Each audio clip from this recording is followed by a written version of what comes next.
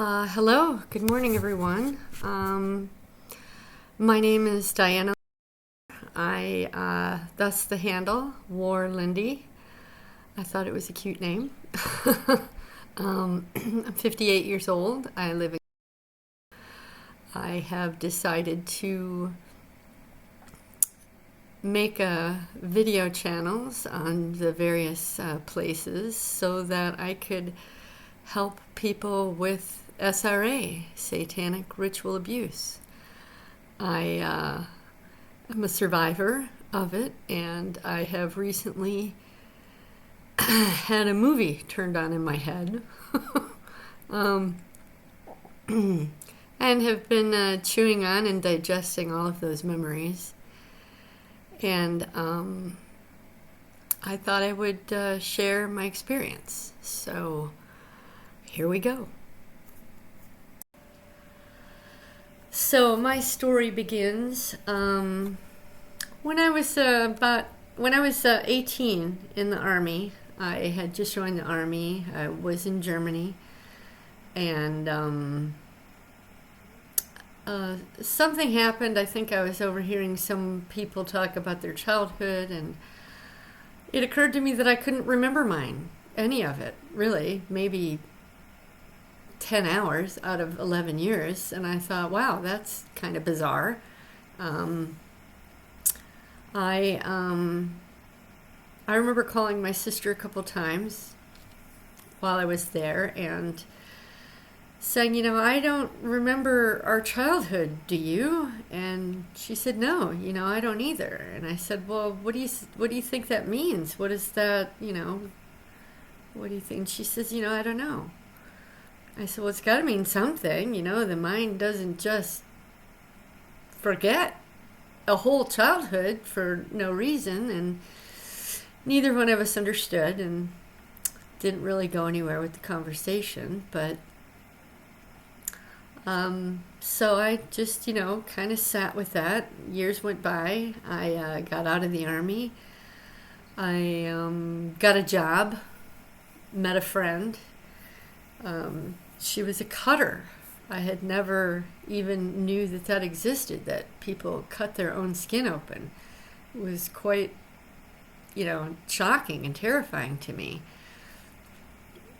I don't know if terrifying's the right word, but I was just really taken aback. And some part of me wanted to be her friend. It wasn't really to fix her or save her, but I think maybe to just try to understand how that would happen. Anyhow, we became friends, and she told me that she was sexually abused by her father as a child, and that she had been seeing a shrink for 15 years. And I'll just throw in there that she was still living at home with her mom and dad and brother, so I'm sure that didn't help, and I'm sure that's probably why she still kept cutting. So I'm sure she was being triggered over and over again, if not continually abused, just now that I think back on it. But and we would talk about that. She told me about how her brother was massively into porn, and he was really a twisted individual. And that kind of creeped me out. I thought, I never want to meet your brother. But one time, I think we were just chatting, and I had told her that, I didn't remember my childhood, and I think she clued in with what that was, but didn't really say anything. And then at another time I had told her, I said, yeah, as a kid I had bladder infections all the time. I was always at the doctor's office for bladder infections, and I think she clued in on with that as well and didn't say anything. And then the next time I saw her, she came over to my apartment, and we were just hanging out, and she had brought a book with her, and she flipped it open. She said, I want you to read these 2 paragraphs here. And it was a book on psychology. I forget exactly what, but it was talking about how people who are sexually abused as children, one of the symptoms or manifestations, excuse my wild hair, is that they have constant bladder infections. And ding ding ding, that was me. I remember reading it and feeling like I was caught. I don't know if you all can understand the feeling where maybe as a child you're caught in a lie and you get that that feeling in your gut of, oh my God, I've been caught out. When I read that, that was what I felt, was that feeling in my gut. It was very strong and very clear, and it hit me that, wow, there must be something to this. And I think she said to me, what do you think about that? And I said, well, I think there's some truth in it for me, because I have the symptoms, no memory, bladder infections, and now as I read this, all of a sudden I'm terrified I'm being caught out. My goodness. I said, so I think there's some truth to that. And she said, okay. And I don't remember where the conversation went after that. I think we just went about and did other things, but that stuck with me. And I also thought about going to see a shrink or somebody like that, to help me out with that. And I thought, well, I'm not going to go see a shrink because look at you. My goodness. You've been seeing a shrink for 15 years and you're slicing your body open. And it wasn't just little cuts. I mean, it was, I got to get used to this camera here. I'm not, here we go. 8, 9-inch cuts. Just massive. First time I met her, that's where the cut was on her arm, and she had this massive bandage, and that's what drew my attention. I'm like, oh my God, I've never seen a bandage that large before. And she showed me the wounds, and she had scars on her arms and legs and abdomen. She cut herself everywhere except her neck and face. It was very shocking to me, and I thought, well, I'm not going to see a shrink because, you're not being helped that way. So I happened to be involved in the New Age and exploring various different parts of it, and I loved a book, so I was in bookstores, so I thought, well, let me go to the self-help section and see what's there. And I picked up some books, self-help, healing the inner child, etc., etc. It was I think it was like the 90s, the early 90s. And so I brought some books home and I learned about my inner child, and I thought, well, okay, inner child, if there's validity to this, I'm gonna, started having conversations with who I imagined was a little girl that was abused and scared and hiding, and I would have conversations with her, and I first introduced myself and just said, hello, I'm Diana, the adult version of you. And I think that there's something going on with you as a little girl, and I don't remember it, but I think that you do, and I, love your cooperation, agreement, collaboration, whatever word I used in my mind, excuse me, to see if we can, heal ourselves, because there's something there. And I didn't really get any response back, but I think that went on for a few days. Didn't really push it. I didn't know what to expect or if it was even valid. But then shortly after, I got a memory popped in my head. I think it was a dream that also came in my waking time afterwards, and it was the image of a man's thigh right here, just right here. And it occurred to me that in any scenario, ever, anywhere, there's no reason a man's thigh, a grown man's thigh, should be next to a little girl's face. And it hit me that, wow, okay, that has to be some sort of sexual connotation. Why else would a thigh be by a little girl's face? And I didn't know, but I could only assume that it would have been my father. There were no other men in my life, really, that would, have an opportunity to be that close to me. So I was like, okay, well, thank you, inner child, for showing me that. I said, I think I get what you're telling me, that, yeah, it's real, it's there, and no reason a thigh should be next to your face, a grown man's thigh. And so I just kind of went from there. There wasn't a whole lot of memories, but the intellectual awareness of it and awareness of the emotional impact that it must have on an individual, which would then therefore apply to me, is what started going through my mind next. And I started reading about, sexual abuse of children and what happens and how it affects relationships, how it affects who you select to date and why you select them, and et cetera, and how it impacts your relationships. And so as I had different boyfriends, relationships, I realized that, yeah, there's an effect here. I could tell when we would have sex, or I didn't care to be very emotionally close, intimate, whatever you want to call it. I didn't care for eye-to-eye contact when you're having sex with someone. That made me very uncomfortable. I was more comfortable with being promiscuous, let me put it that way. I could go out, run into a guy, we could flirt, we could, whether we had sex that night or, within the next few days. That's pretty much how my dating went throughout my 20s. And I just remember in high school and in my 20s, I was in Germany in the Army, and I was also in El Paso, Texas for the Army, and then back home in Milwaukee.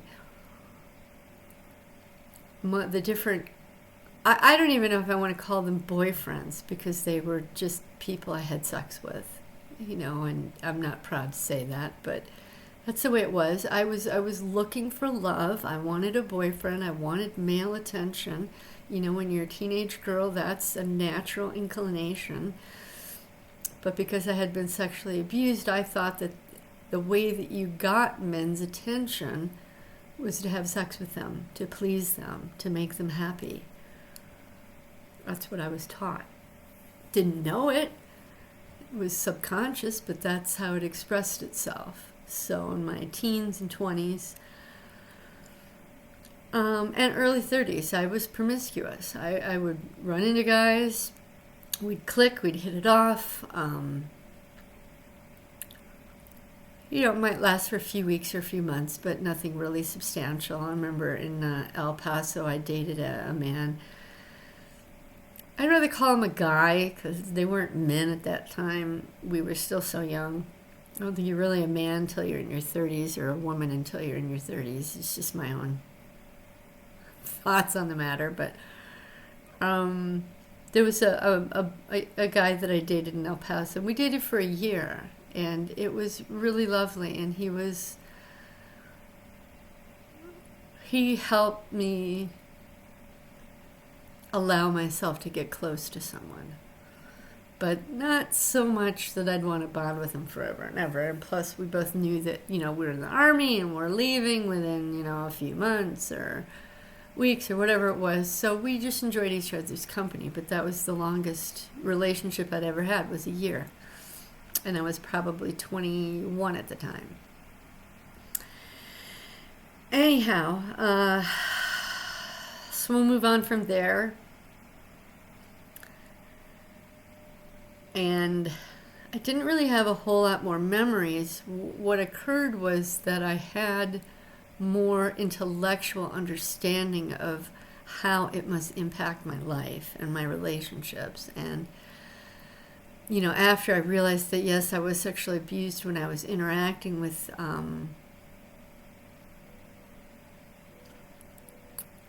I guess my girlfriends or friends, that I had shared it with them. that I'd been sexually abused, and they didn't really understand it or know what to do or say. Neither did I, but and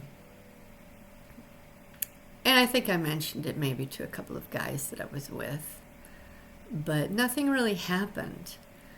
I got to a point where I was about 30, I think around 30, where I stopped being so very promiscuous. And it was a little promiscuous. It kind of wound down. I realized, I'm not into this so much anymore. Yeah, everybody loves sex and they want to have sex. And, that part of me went out there and sought that, but it wasn't as strong anymore. I was more focused on myself and getting to know who I was and just liking and learning who I am and what I was about.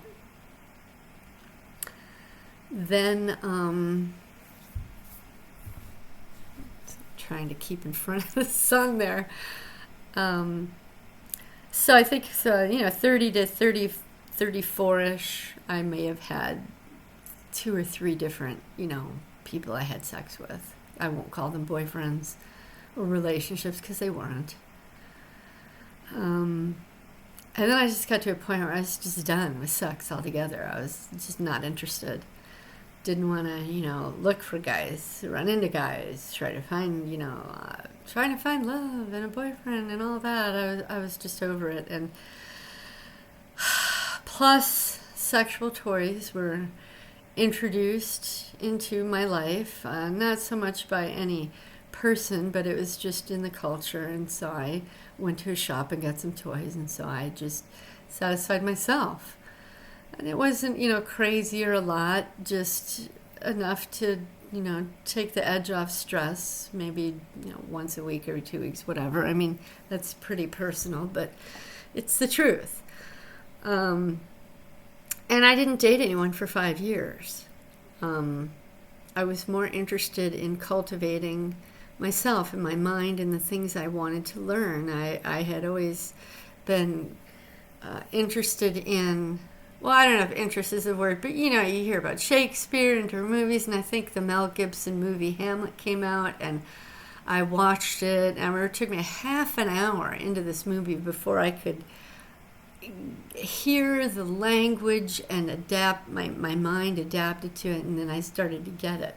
And I thought it was just really beautiful, and I thought, well, I want to learn a little bit about more about Shakespeare and his stories, because, a lot of our culture is based on Shakespeare. So I bought the huge book, massive, oh my God, this is so weird, the camera. Anyway, it was like, 8.5 by 11 size book, and it was 4 inches thick, but it was every Shakespeare play ever written.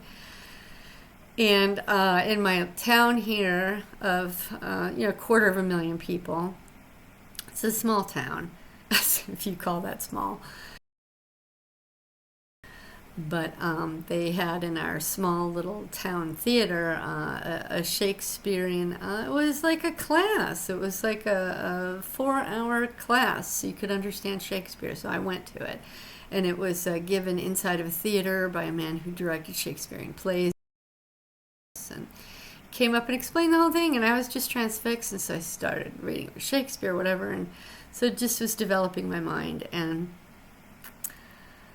that's what I did during those years where I didn't date anyone. And then I was 39. I met my husband. Didn't know he was going to be my husband at the time. But we met, we clicked, we spent just about every single day together. Excuse me, I have a skin condition on my eyes, which is why you'll see the ointment there, or from time to time I might itch it. It's called blepharitis, which is basically, it's like having psoriasis on your eyelids, which is just fabulous. Plus I have spots here and here. So that's why my skin is so red, and I don't have makeup on and all that. But this, I wanted this to be spontaneous and not scripted. So here I am in all my glory, my 58-year-old glory. Anyway, I met my husband. We hit it off. We spent every day together for the first 3 weeks. He wound up moving in with me after 6 weeks. I had my own house. And he was in a situation where he needed somewhere to live. And we were at a space where we were ready to live together. So we did.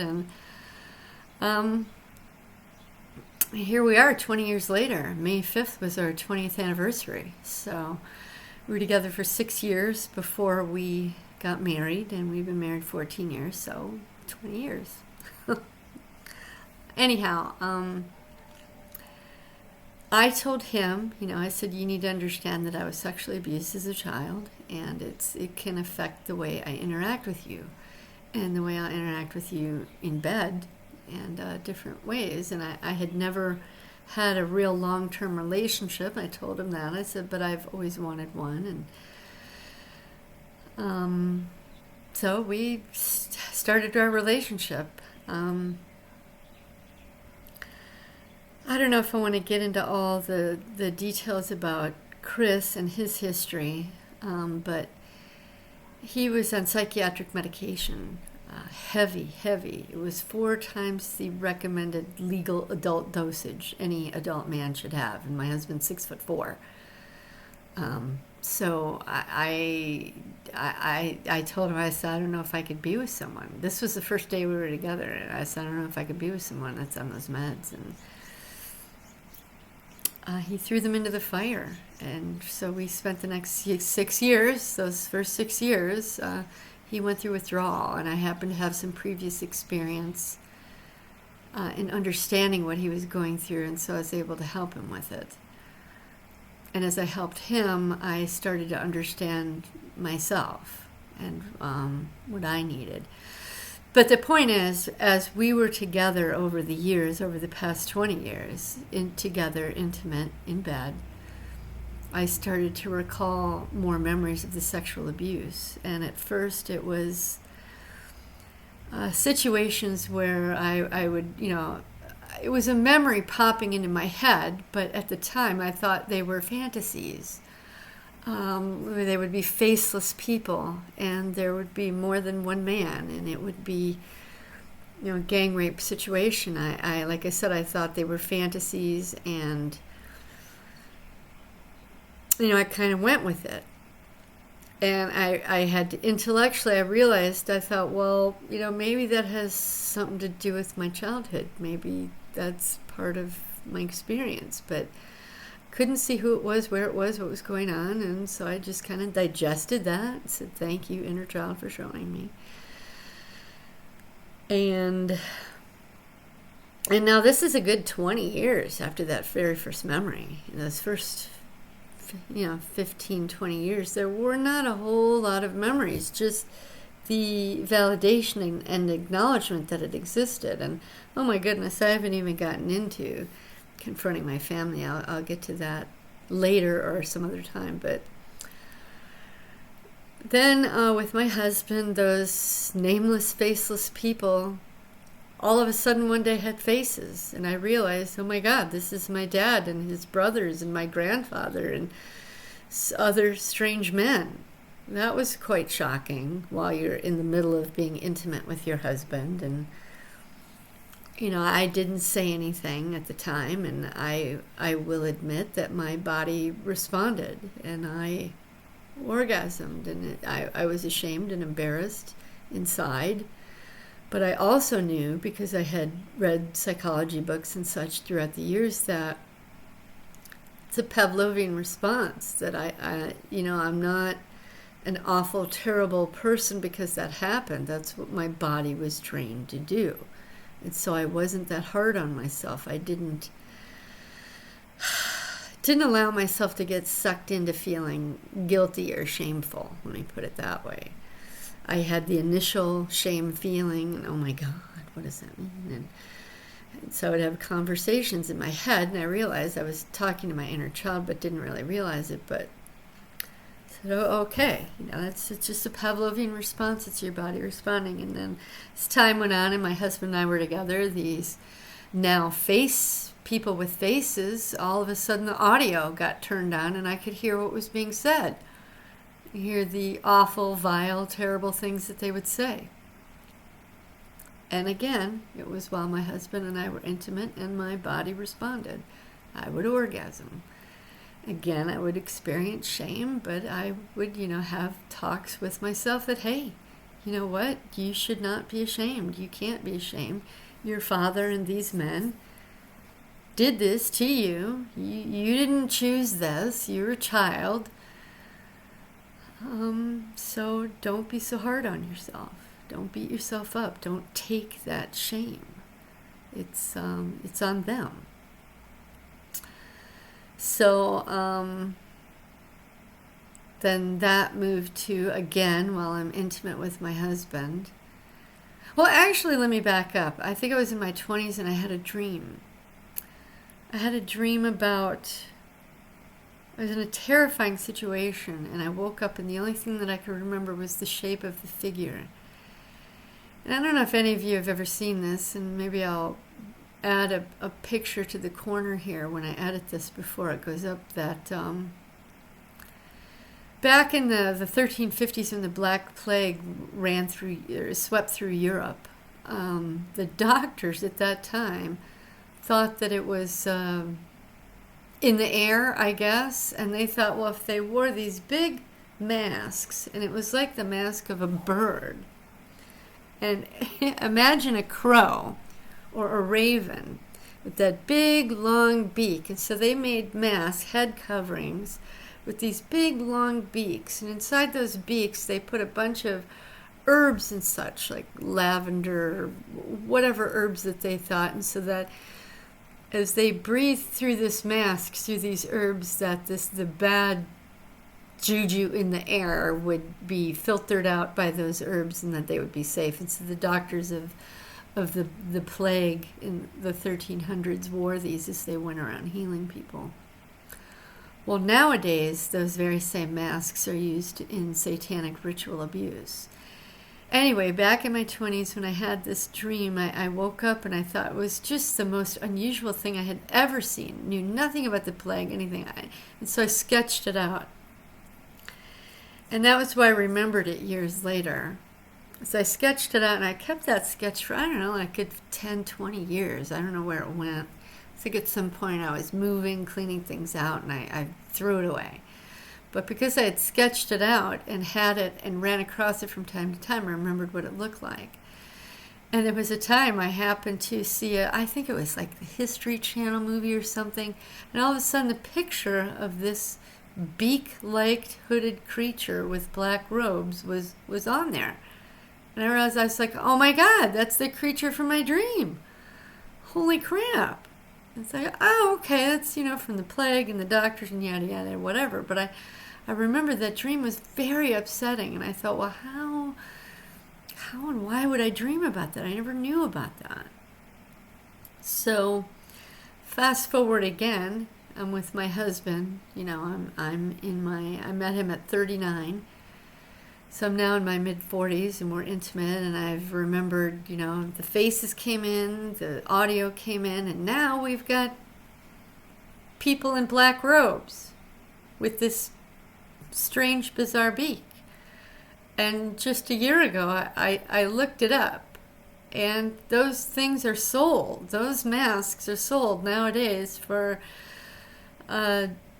I can only imagine, sick, twisted, demented sexual rituals or satanic practices.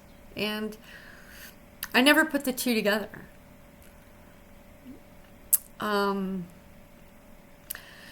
So time goes on, and, Chris and I got married. And now those memories didn't happen until after I was married. So for the first 6 years, they weren't there. But when I got married, I remember the first year, actually the first few weeks and months, just this incredible relief inside of me. I felt this psychological safety that I had never felt before. And I always thought, wow, that's interesting. Why would being married cause me to feel that way? I never really figured it out until now. But I was grateful to God for that. And so that psychological safety kind of sunk in year after year and year after year. And I was able to stop working because my husband was able to take care of us, and he wanted to take care of us. He insisted I stop working, and thank God that God made men that want to provide and protect and be that traditional type of husband. I didn't even know men like that existed.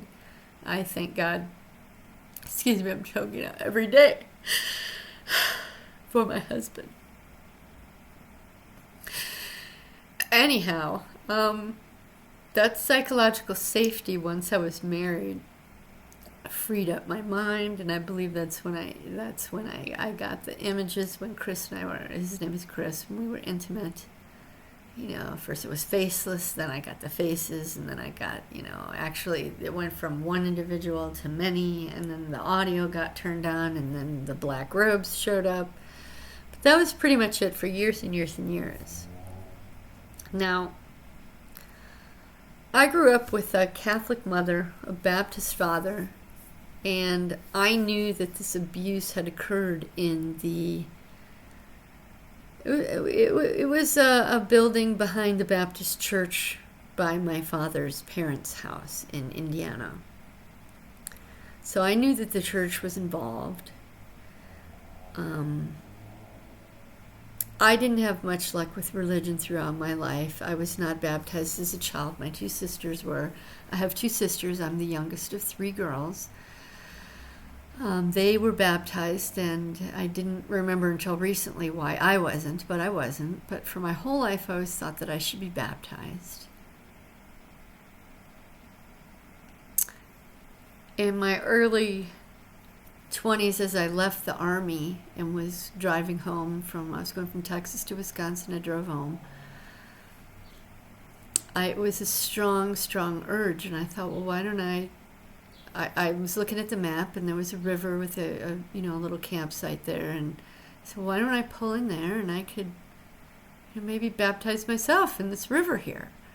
And so that's what I did. I pulled over, I had lunch, and I said, okay, God, Jesus, I would like to be baptized. And so I went out into that river and knelt down and imagined Jesus holding my back and dipping me in the water. And I didn't really submerge myself, but I remember Jesus and a few other, I guess, angels, for lack of a better word, were with him.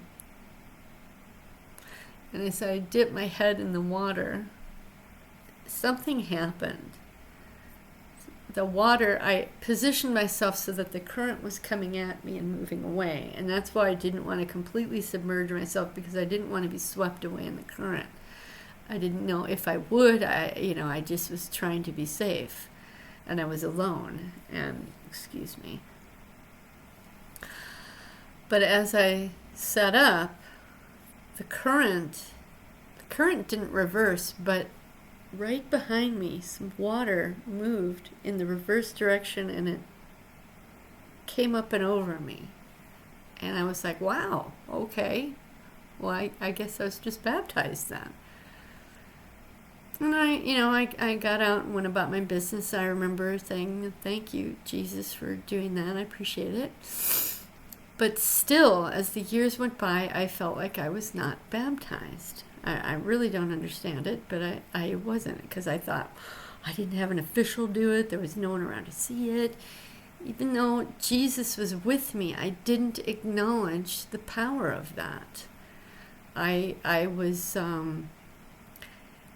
had seen too many different documentaries about Jesus, and he's just a guy. He's not supernatural, blah, blah, blah. So anyway, time goes on again. I'm trying to work. Anyway, I was 57, and I kept having this need to want to be baptized. I had remembered one of my memories throughout that time period was of being at my mother's father's funeral.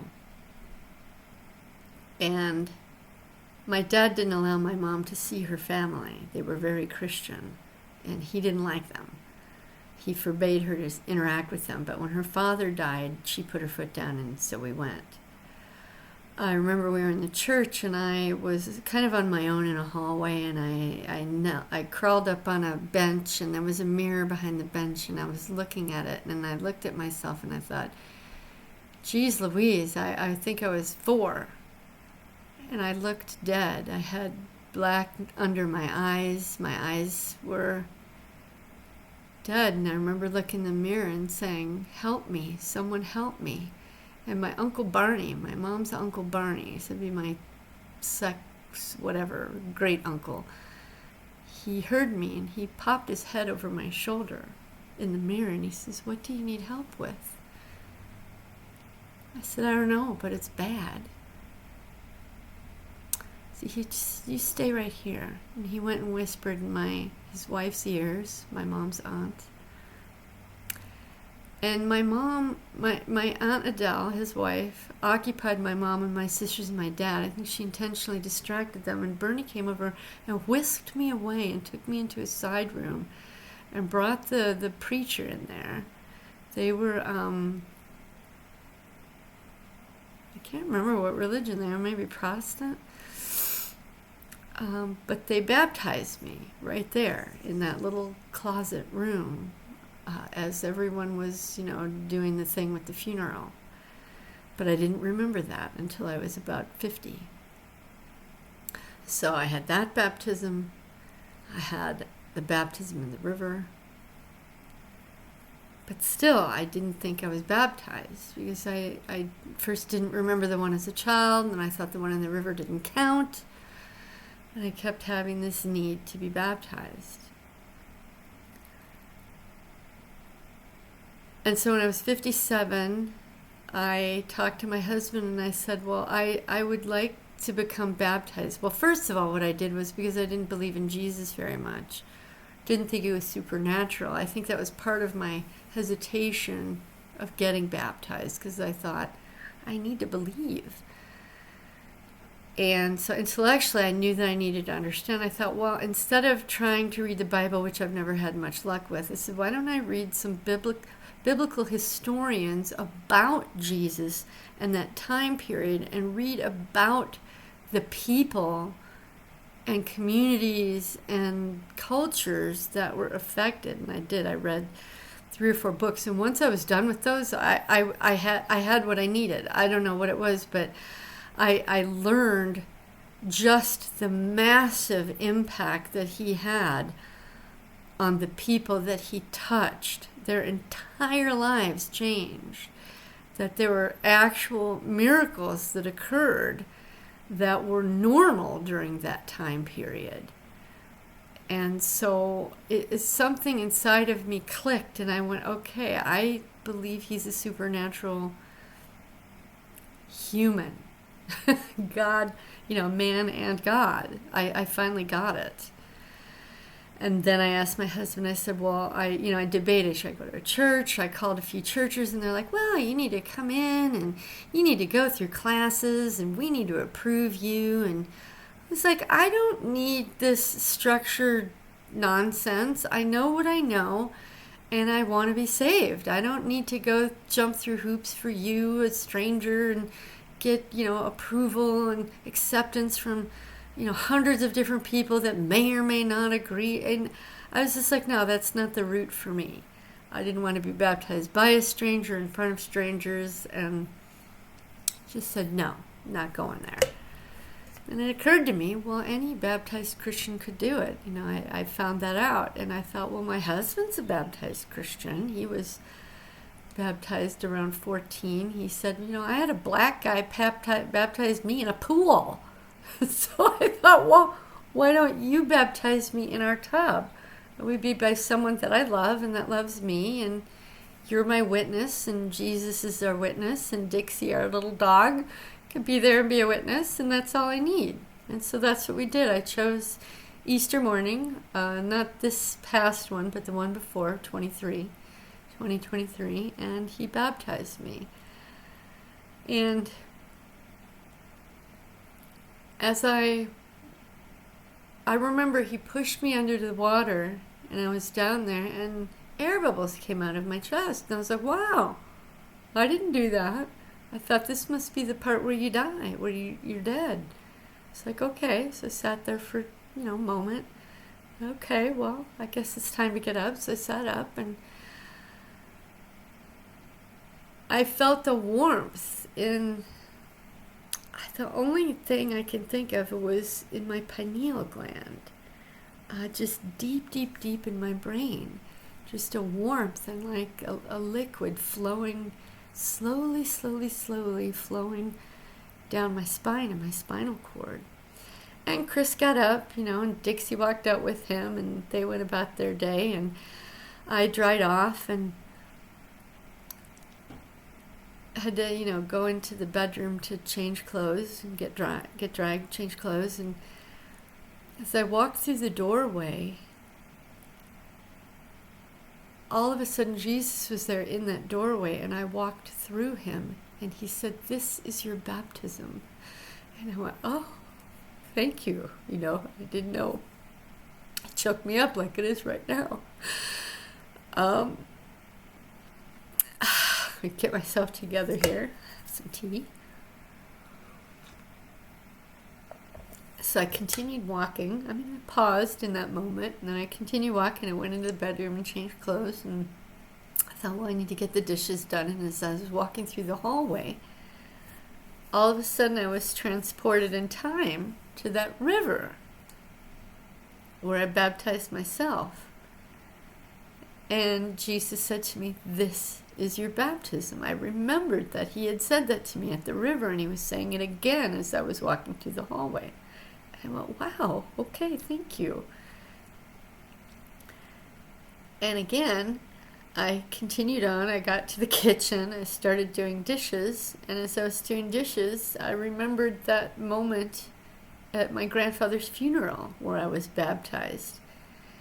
And I remember in that moment, Jesus said, "This is your baptism." And he was saying it again right in that moment as I was washing dishes. And it hit me again. Wow. Excuse me. Okay, thank you, God. I had 3 baptisms, or 2, along with this one, the third one.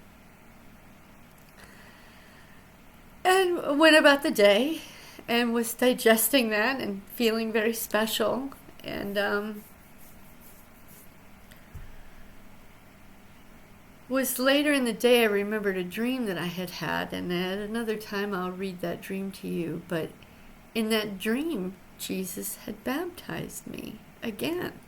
And he said, later in the day, I think I was laying down to go to bed that same day, and I remembered the dream, and in the dream and in that moment, Jesus said, "This is your baptism."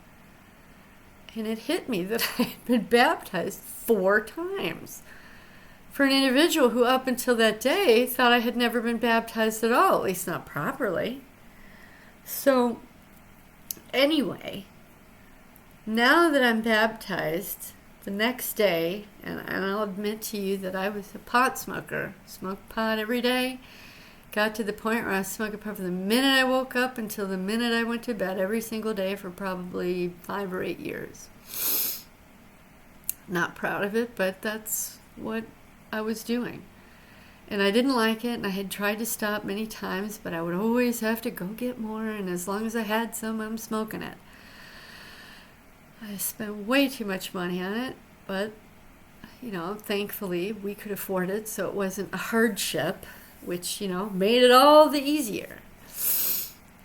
But once I was baptized the next day, I said, "Jesus, I'd really love it if you could help me to quit smoking pot. I don't want to smoke pot anymore."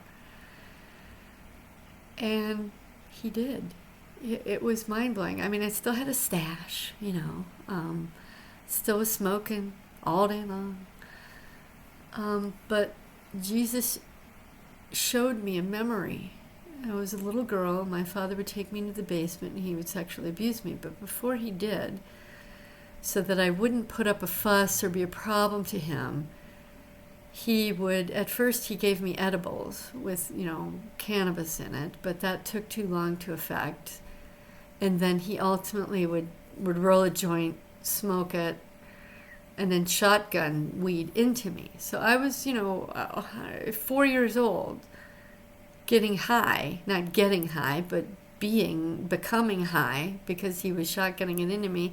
And I remember enjoying the feeling of smoke on the back of my throat, which I smoked cigarettes for 30 years, quit that, and that's a whole nother story. When I quit smoking cigarettes, when I was with my husband, I thought, well, I'll just smoke weed instead,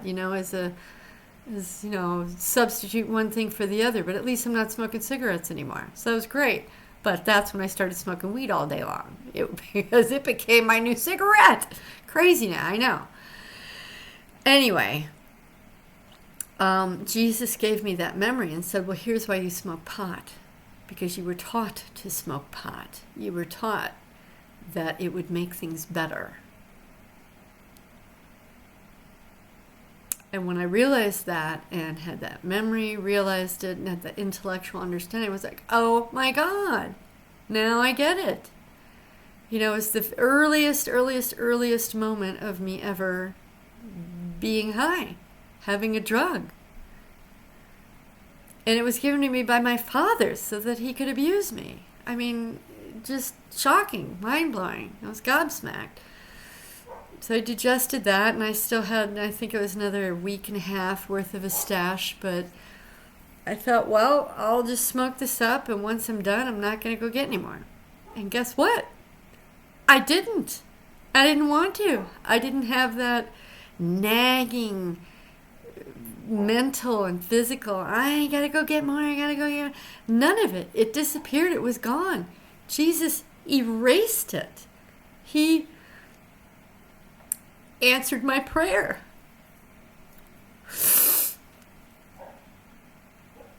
I was so grateful. And so the weeks went by, and I was thrilled. It was the 4th of July, believe it or not, Independence Day. My last weed. Last time I got high. I won't say the last time. I had knew in the back of my mind that at my sister's house in Phoenix, which I would go visit her from time to time. Excuse me, I'm going to go get a tissue.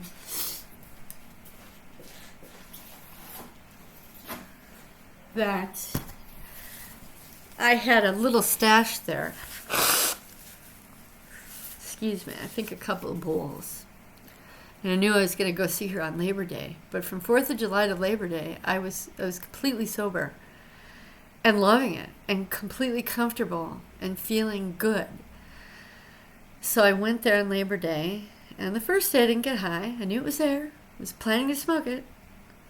I thought, it's okay. I haven't, smoked any weed for, 6 weeks or something? I told my sister, and she was proud of me. But it was, I think I got there Friday, and it was Saturday night, and she was having some drinks, and I don't really drink. I thought, well, I'll just go smoke that weed. So I went out and smoked the bowl, and we hung out. She was buzzed from alcohol. I was buzzed from weed, and I was starting to come down from it, so I went out there to get the second bowl, and I had clumsily spilled it. And also I was like, oh my God, I got to get it off the ground. I got to pick it up and save it. And, that crazy feeling and brain crap you get when you're a pothead or drug addict of any kind, I would imagine. And as I'm reaching down, trying to scrape this pot from off the concrete outside, right next to where my sister puts her dog's poop, I was like, what the hell am I doing? You're just sober for the past 6 weeks and proud and happy, and Jesus answered your prayer. What the hell are you doing? So right then I thought, screw it. I took my foot and I kicked it away. I took the tiny little bit that was still left in the bowl and, I knocked it out, let the wind take it away, and I threw the bowl and the bag and all the little, had this little pouch of crap there that I tucked away, and I just threw it in the trash and never got high again from that day to this. So on Independence Day, I was sober, and on Labor Day was the last day I got high. And then in October, so that was like September 3rd or something, first, second, third, I forget. And by October, God turned on a movie, the movie of my childhood. Excuse me. I would lay down to go to sleep, and all of a sudden, a man's face was right here in front of me. And he was an albino, if you can believe that. I mean, how often do you see an albino, if ever, anywhere on the planet? Well, as a child, an albino raped me. His face was just right there. I remember it was a perfectly round face. He had white hair, and it was almost like, and they put a bowl on your head and they cut it. So the hair, and his skin was like a pinky white, pinkish white, and his eyes had red in them. And I had this adrenaline surging through my body. I'm laying down to go to sleep, and all of a sudden now I'm like, I'm running a marathon. I have so much adrenaline. I was like, what the fuck was that? Excuse my language. What the F was that? And I sat up in bed, and I was like, holy crap. And, I forgot to tell you, prior to that, God told me that I should start keeping a journal. And so I wrote down the memory of my grandfather's funeral and the baptism and that. And so that was my first entry. Well, I pulled out the journal and I wrote this out. And what it was my father had taken us on summer vacation to northern Wisconsin. And to a place called 3 Lakes, and this albino man was the one that ran the place. It was 3 cabins on a lake, and our family had 1 cabin, and our neighbors came with us. They took the other cabin, and then this albino man and his wife and daughter had the 3rd. Well, my father had traded me to pay for the cost of going there. I was trafficked. I didn't even know that. And I was raped by him and his wife, and I'll say also, because I haven't told you this other story. Anyway, they had these black robes and these masks with the crow, the big beak. And I was raped by him. I think once on our first year going there, and the second year going there was twice. And his wife was involved, and there was witchcraft and symbolism around, etc., etc. But from that memory forward, that's when I realized that there's witchcraft, and up until that point, I had been learning about symbolism, satanic symbolism. And so I understood what I was looking at, and it was Satanic Ritual Abuse. And that's when I went on YouTube and started looking around. And I had watched 3 or 4 different things. Lisa Meister was one show that I watched, and another one, I forget the other woman's name, and then another one which was done by the same group of people who did the 50 Voices of Ritual Abuse, but they did a 2-hour documentary. I forget their names as well. I'll put the links with this. And then I ran into the Imagination podcast with Emma Catherine, God bless her. And she showed me, unfortunately, how common it is. And I have been watching her show and many others ever since last October. October I was remembering and journaling, and November I was remembering and journaling. By December I started looking around, found the Satanic Ritual Abuse. By January I had found Emma Catherine. And by April, I started working with a counselor who specializes in SRA. And I will tell you, my goodness, the things I went through as a child. And as I watch other people, I'm looking up at my television that's off right now. I'm always thinking to myself, my God, what I went through wasn't nearly as bad as them, you know. So not that I was lucky, but oh my gosh. But the more I remember, the more I realize, no, went through some pretty bad stuff for a long time. And in my 20s, I always thought that I was abused between the ages of 4 and 11. But now I understand it started when I was born. And my dad's mother was the head of a Wiccan coven. She was a witch, practicing witch, 4th generation. Her husband, my grandfather, was head mason of his lodge, so I can only assume he was 33rd degree.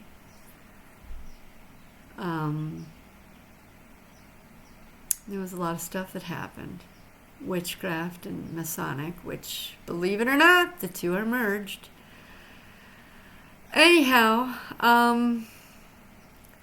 that's the journey in a nutshell up to now. I think what I want to get into in my next shows are what I learned about, D.I.D, Dissociative Identity Disorder, which up until, what was it, April? I thought, I don't have multiple personalities. What the hell? No way. I've come to understand I probably have about 150 now. And 90 of them have names. And I'm starting to understand how they interact with each other. And how they fight with each other. And how some help me and some don't. So that's what I'm going to get into next. Not this time, but I just wanted this to be an introductory video. And again, I'm sorry I'm not done up. This is my normal day-to-day look. I live in the desert. It's hot here, so my hair tends to be up. And like I said, the skin on my eyes, it's like psoriasis. It will first dry and then get thick and then cake and what they call scale, and then that will dry and then it will flake off. And in order for me to not be ripping at my skin all day long, I put ointment on it, which I'm still messing with it even with ointment, as you can see. When the lighting is better, you'll see just how red and scarred my eyes are. I'm not real pretty to look at, but I'm not going to be embarrassed about it. I go out, go shopping. That's just what I look like. So, and yeah, I've got a deviated septum, so you can see my nose is weird. And I got crooked teeth, so I'm not your ideal pretty girl for the camera, but I am who I am, and I have a story to tell, and I think I can help people.